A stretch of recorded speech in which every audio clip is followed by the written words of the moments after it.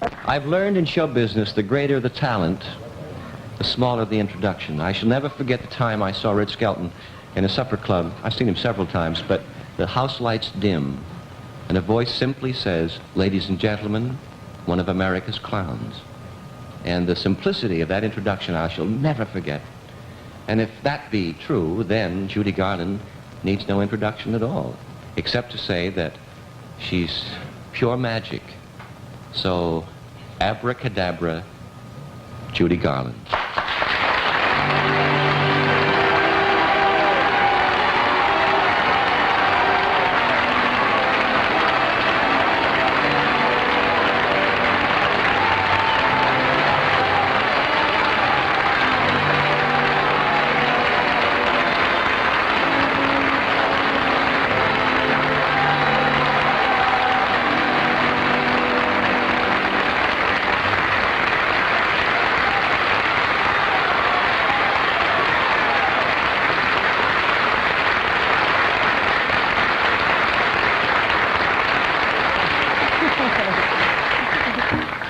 And I'm crying. I don't know why. I'm very touched by things like that. You're very sweet. Well, let them look at you. That's what they want to see. They want to see Judy Garland. You know, all of us have given our hearts to you so many times that you have permanent possession of it. Can we talk tonight about anything, about silly little things? Yes, anything you want. Anything you want. This is, someone's going to call this, review this show. They'll say, Punchy and Judy. Now what? They'll do... I know those cats, you know. But anyhow, what a great laugher. Terrible. She laughs, boy, at red ties, they say. She laughs like it. I laughed at this one. Come on. No. Boy, you sure got over Norman Maine in a hurry, didn't you? Oh,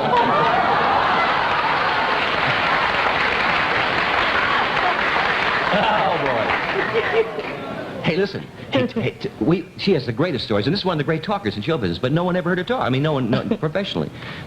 Listen, tell them about the days at MGM. There's some of the stories about Mickey and Liz Taylor and those people. Just to tell the stories you want to. Well, I hardly know where to start. Tell them what you said about Liz. Well, no, it wasn't anything like that. No. As you know, she's this marvelous sort of femme fatale. Yes. I can always just remember her as a girl with a lot of chipmunks and horses, and she was only about 3 feet high and 2 years old at Metro. I can't imagine this marvelous sort of Cleopatra. She was, you know, that shows my age. Well, Liz has grown up. Yes. Oh, yeah. But I laugh. She says, Liz, she always thinks of Liz Taylor with chipmunks. We were a pretty strange group, you know. Well, yeah, what was in that group? Well, it was a terrible classroom in the first place, when you think of all of us in one group. With Elizabeth Taylor in the schoolroom, you know, we went to school. There was Elizabeth Taylor, and we did, believe it or not, and Lana Turner, and Mickey Rooney, and Freddie Bartholomew, and me, and Deanna Durbin. That was one room? In one room, that was all there was. And well, you all turned out swell.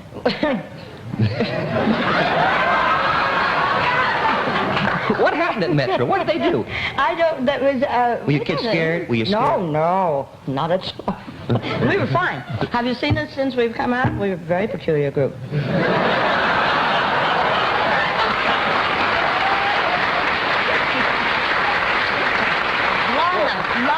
Lana kept excusing herself every 5 minutes by having to raise her hand in school to go out and smoke. You know. How was Mickey? And he went out and smoked, too. We all did. Well, how far did you go to school in that kind of a system? We went to school clear through the... High school? Yeah. Is that right? Yeah, we got old enough, they finally sprung us. We didn't pass. Did you kids know when you were that age, and did you know you were big stars, or was that kept from you? Why were you frightened? Because you were frightened. Yes, you were scared. Who were you scared of? Everybody? Everybody. But didn't you know you were big stars? No, they didn't let us know. We were kept under wraps. Who else do you remember? Listen, how'd you start? Did Jessel really give you your name? Jessel? Yes, he did. He says he does, yes, did he? Did. He gave me my last name. Her name is Frances Gum. Yeah. Frances Gum, yeah. Isn't that right? Yes, that's right. Now, tell me about were you good in vaudeville? We were Yeah. terrible. Yeah, who was in it? My two sisters and my mother and myself. We were in rotten vaudeville, too. Was You know, not good key time or Orpheum time or anything. We were in lousy vaudeville where they we were in between the switches. They'd show a movie, you know, and then throw on a lot of acts. Yeah. And then show the movie and then throw on. We were part of that type of vaudeville. We were terrible. Tell me a story about Happy Harry. Oh, I know. Come on, they want to hear all the stuff I hear. oh, well, we did this. My two sisters and I did a tour in throughout Washington and Oregon, all the rotten cities, all the little cities, not the main cities. They wouldn't let us in. But we did. It was a tour, so the acts stayed together for about 6 weeks, and there was we followed a miserable comedian, most depressed comedian I've ever known, called Happy Harry. And he used to come on in two. You know what that means. The curtain is quite a ways back, so that there's a lot of room. And the music would start. His entrance music was sort of... There was only 3 pieces in the band. Only 3. There were piano, drums, and some violin or trumpet. So it was an empty pit with just 3 pieces in it. Now, Happy Harry would wait in back of the curtain, and the manager of the tour would make us wait all the way through Happy Harry's act to make sure we were ready, you know. So we watched this poor thing every night. And they'd play...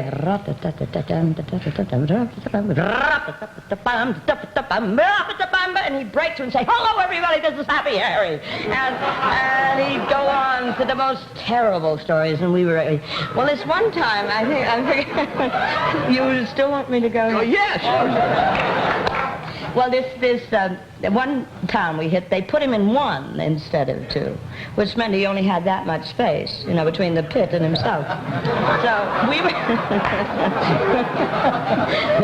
we were in the wings, as usual, the Gum Sisters, and the music went... And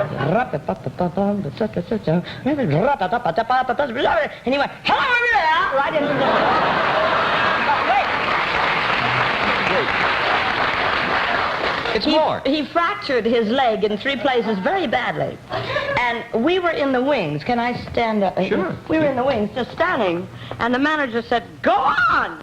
So we had to sing Dinah. You know, we went, "Dinah, is there anyone?" And this poor thing in the pit was going...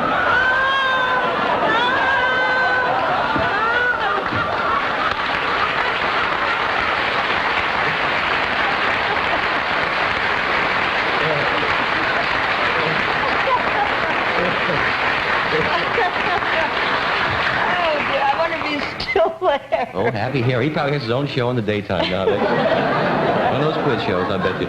Listen, what was I going to ask you about... well, you weren't really a good act in the beginning. We were terrible. We weren't at the end. We were terrible. We were always kind of... Were you jealous of Deanna Durbin? Would you kids get along? Yeah. Because you were both competitive like mad. Yeah. I was very jealous. Were you jealous of her? Yeah, not for long. Oh. Yeah. But because the only reason I say that is she came to Metro originally, you know. From Universal? Yeah, no, she came to Metro first and then went to Universal. Oh. And when she came to Metro, I had just come out of vaudeville and I thought I was sort of hep. And in came this girl with 1 eyebrow. It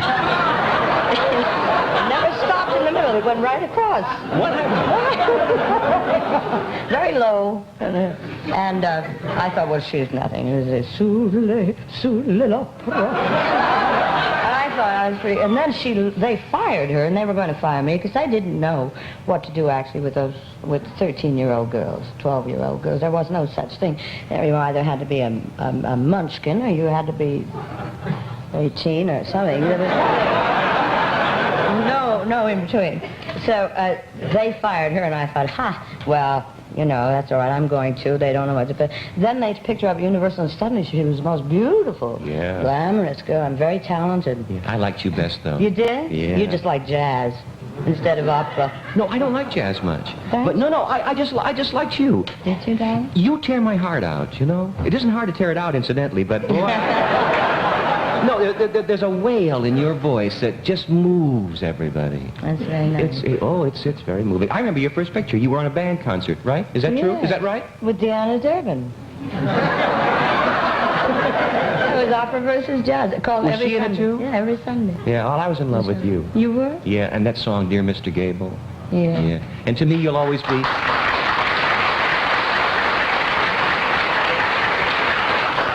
And to me, you'll always be Dorothy. Little Dorothy. Hey, tell me a story about how those clowns tried to crowd you out in The Wizard of Oh, I Oz. don't dare. You're terrible. You knew that when I came on. You know. Everyone knows I'm terrible. Well, you mean Jack and Bert? Yeah, how they crowded you out. Well, they're my friends now, but then they didn't know me. Well, they are.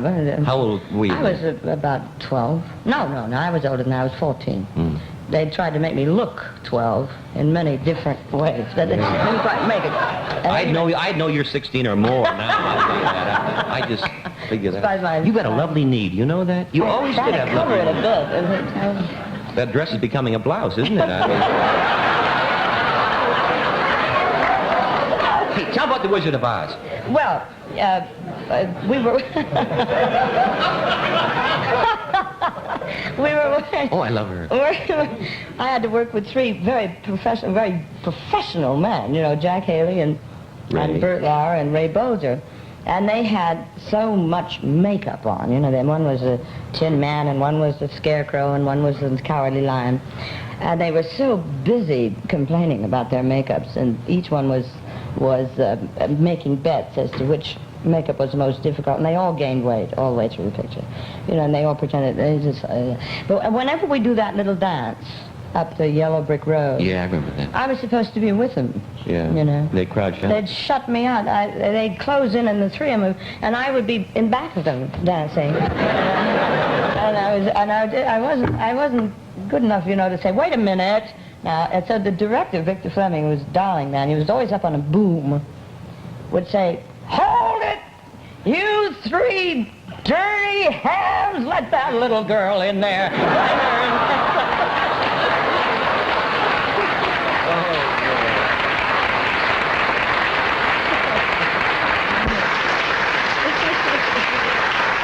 Boy, I wish you'd come on this show every week and just talk.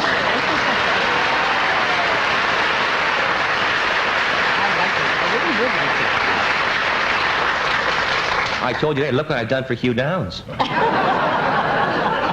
Yeah. Oh, I got him on early, didn't I? We'll be right back after this message from Kimberly Clark.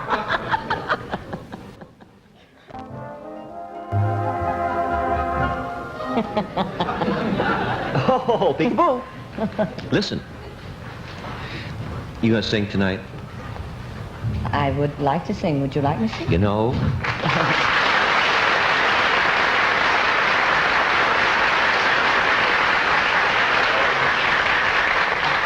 Because if you don't sing, we're out those two guys holding up those cards out there, aren't we? There's a song. The people who wrote this Gay Paris, the music, Hip Yarburger. No. Start again. Yip Harburg. Right. But what did it used to be? Yip. What was it, I wonder? Yip Harburg. Well, I can't believe he changed his name from anything else, too. When he wrote the words, how could he write that name? Did he write Over the Rainbow? Yes. See, he wrote all of our great songs, and he's written some great songs in this new picture. Gay Paris. Yeah, Gay Paris. Plug.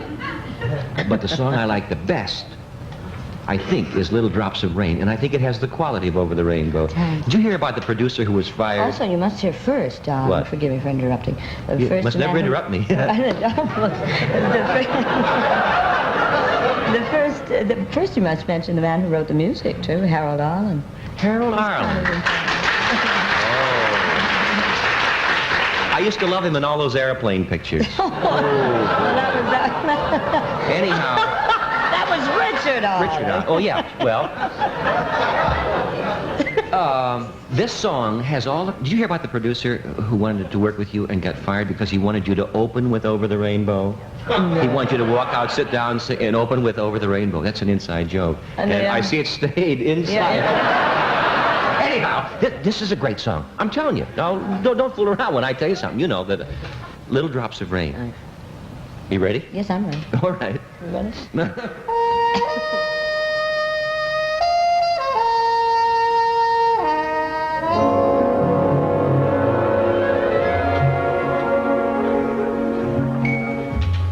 Little drops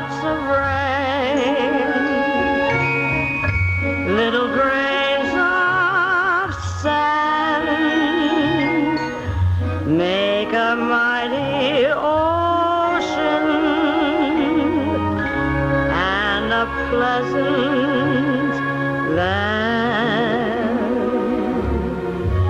Little notes that sing, little words that rhyme, make the mighty memories and the dreams of time. Never let a minute lie there on the shelf, for there may be in it all of life itself.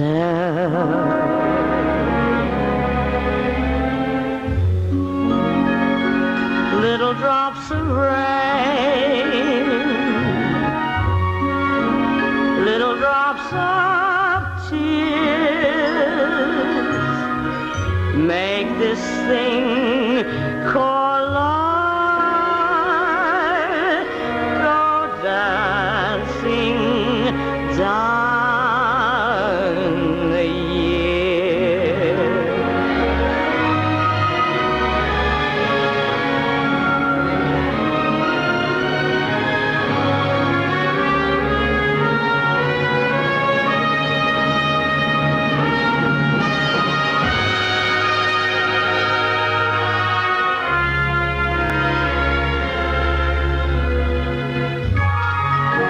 Little drops of rain, little rays of sun, make the hopeful rainbow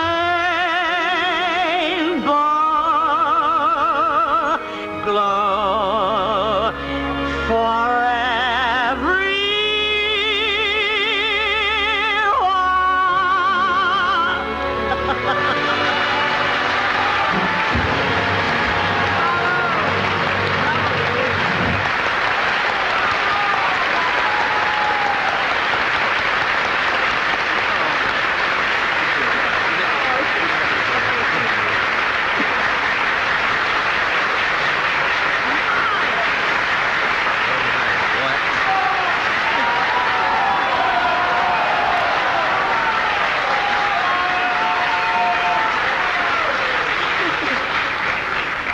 I know this song you've never done before publicly, but I'd like you to do it for me. Paris is a lonely town. What's that again? Paris is a lonely town. Will you do it for us over there? Surely. Do you mind if I go over and make a sort of production I of don't it? care what you do. All right.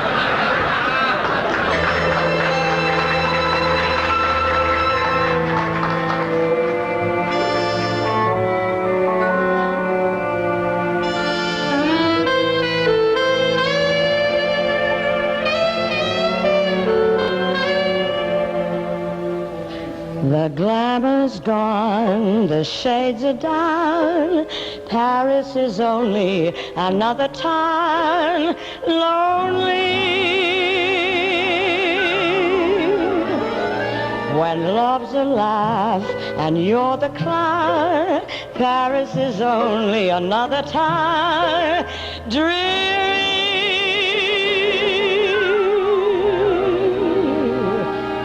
For the loveless clown, this town's a weary merry-go-round, and round and round. The chestnut, the willow, the colors of Utrillo turn to gray hues. The band playing Bizet along the Champs-Élysées turns to louder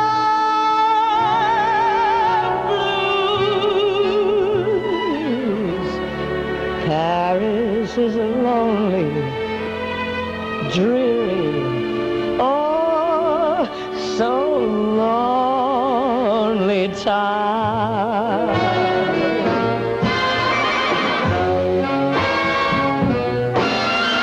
Where's that shining flower 'neath the Eiffel Tower? Where's that fairyland of gold? Isn't it a pity that this magic city turned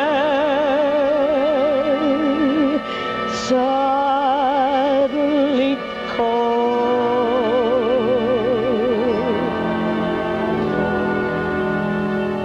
The chimneys moan, the river cries, each glamorous bridge is a bridge of sighs. River, river, won't you be my lover? Don't turn me down. For Paris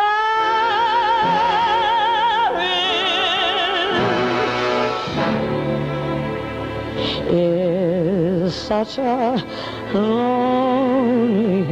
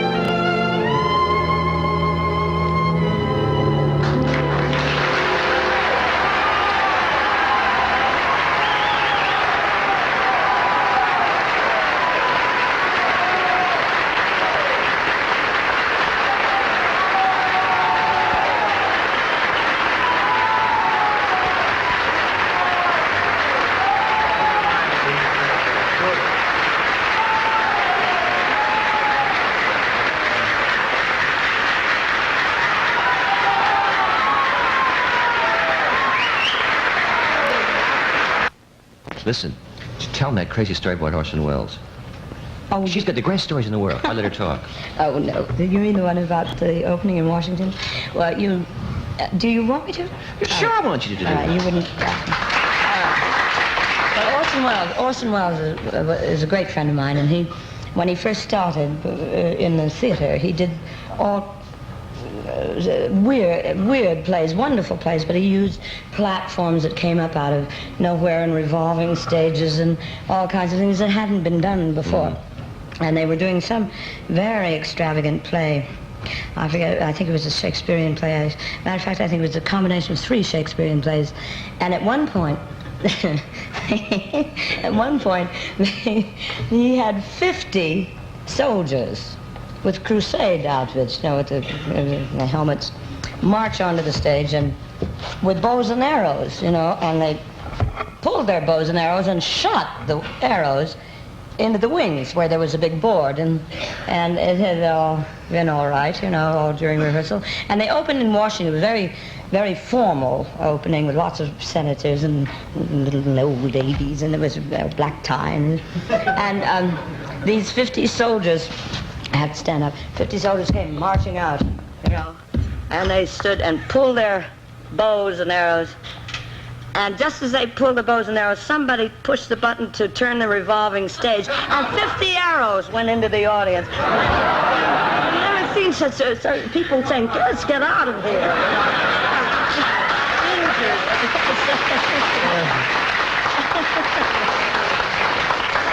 He's a marvelous talent. Oh, he's marvelous, yes. I remember one, can I tell one? Oscar Levant, Oscar. Oh, yes, I've had the pleasure. Oscar Levant came to Paramount Studios to make a movie, And he always wears a blue suit that he's worn for about 108 years, you know. It's the same blue suit and the same dark tie, black tie.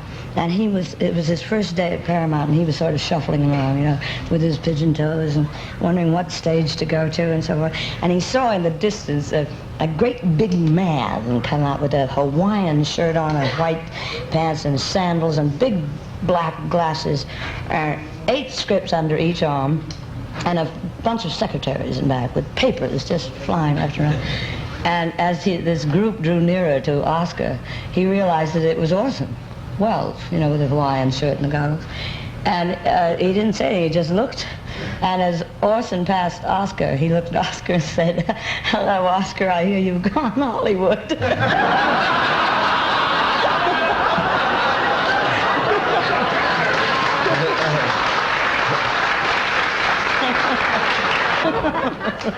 Hey, tell us some of the stories about the concerts you've done, the crazy things with the microphones and all, like tonight. Yeah. Well, let's see.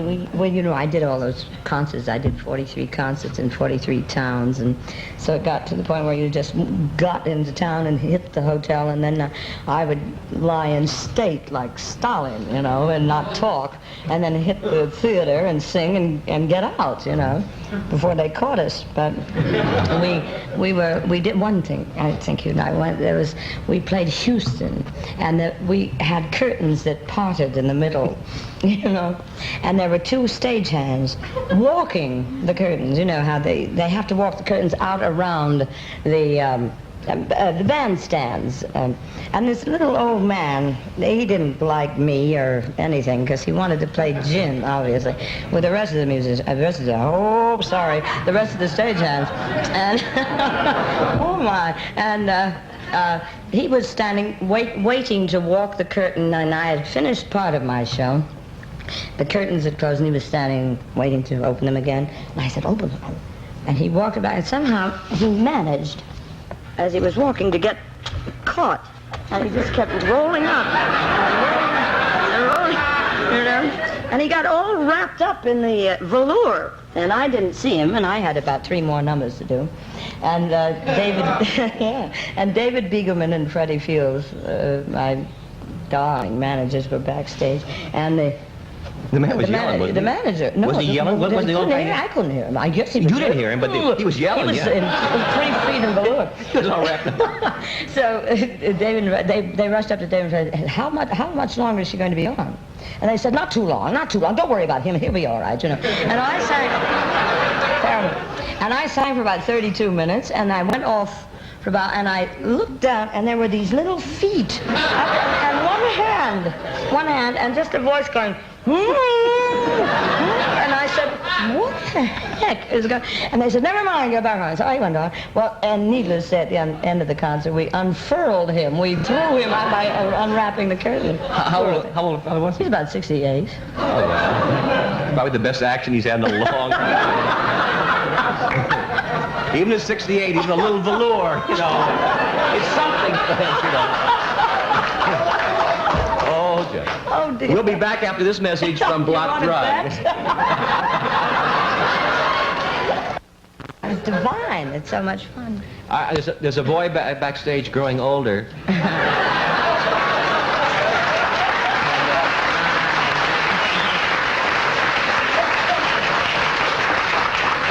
I was telling Judy, you know, with this hair, with that great voice and this marvelous personality and all that curly hair, and he's got skin like Lillian Gish, as you pointed out. He's dreamy. Why can't he have a few pimples, just to give him... Ladies and gentlemen, one of the nicest guys in show business, Bobby Goulet.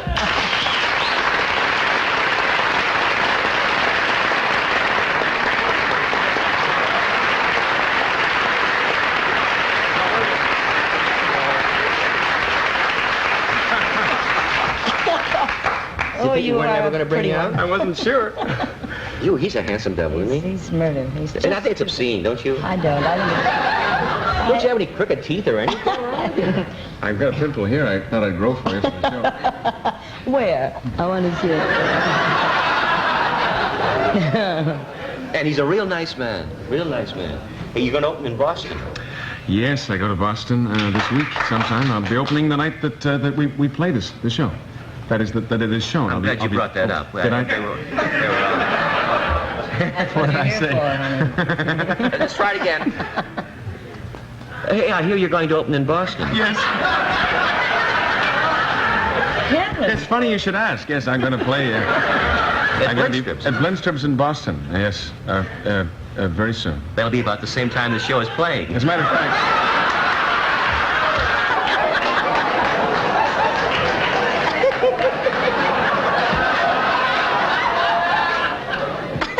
In the picture Gay Paris, there is a song called Musette. And I'd like... Would you do that? Do you want to? It's a wonderful ending for it tonight. Would you? Do you think you should? I don't know. Do you think we can remember the words for one? I don't know. It's been so long By the since way, I've are done we it. supposed to sing or anything when we go around? No. But the thing that irks me is the fact that we have to go to all these. We have to go to all these places, theaters. What are you going to wear? I don't know. You don't? You and I mean black I think tie? I'll wear a black tie. Oh, will you? Yeah. All right. Do you feel I've lost the ball? Why don't we sing, Jim? Watch yourself at all times.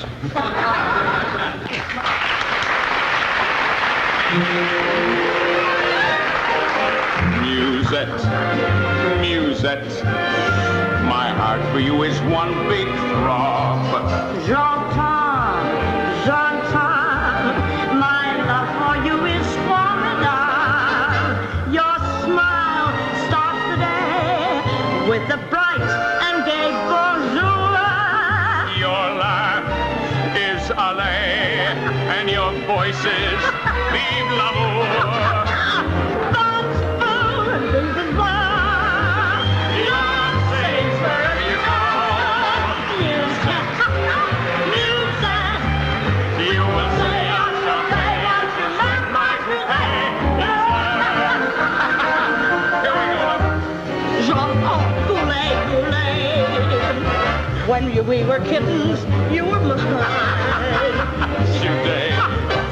Today, you make my feline heart feel fine. Your purr and your fur fills my heart with ecstasy.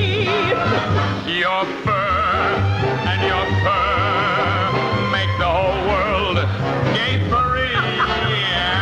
Love seemed a beautiful dream.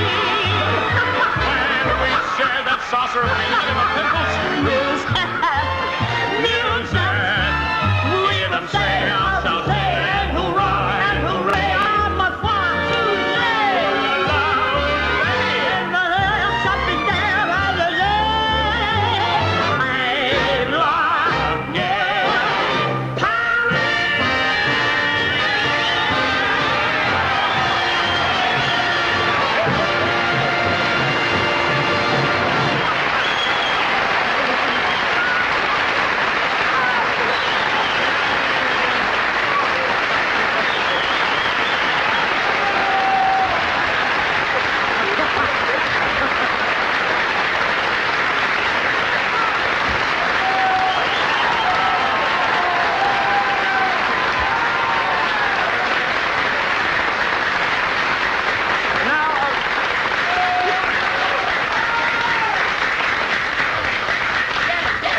And now a refreshing scene from Newport Menthol Cigarettes. That's a terrible. In many years of crazy, wild, informal, unwritten, scriptless teases, this was the most enjoyable night I've ever had. I don't know what I waited for in doing it.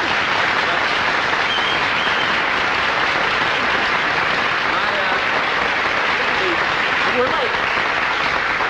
May you be a big smash at Blindstrips. Thank you, Jack. And Judy Garland, I am indebted to you for coming on this show.